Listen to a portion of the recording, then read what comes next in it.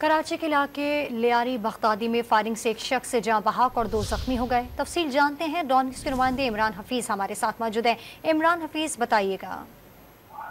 देखिए, ये बगदादी थाने की लियारी अली मोहम्मद महल्ले में यहाँ पर एक फायरिंग का वाक़या पेश आया है, जिसमें एक शख्स जो है वो मौके पर हलाक हुआ है और 2 अफराद इसके अंदर जख्मी हुए हैं। जो जाबाज शख्स की शनाख्त जो है वो वसीम के नाम से की गई है, जबकि जख्मियों में कामरान और अब्दुल रशीद शामिल है। इब्तदाई तौर पर पुलिस ने जो है वाक़े को जो जायदाद है, जो मकान है या प्रॉपर्टी है, इसके मिल्कियत के तनादे का शाखसाना करार दिया गया है, जिसके अंदर जो है वो आपस के दरमियान तल्ख कराने के बाद फायरिंग हुई थी। जी, तफसील हमें अपडेट करे थे इमरान हफीज़, आपका बहुत शुक्रिया। अपने नाज़रीन को एक दफ़ा फिर इस वाक़े के हवाले से अपडेट कर रहे हैं।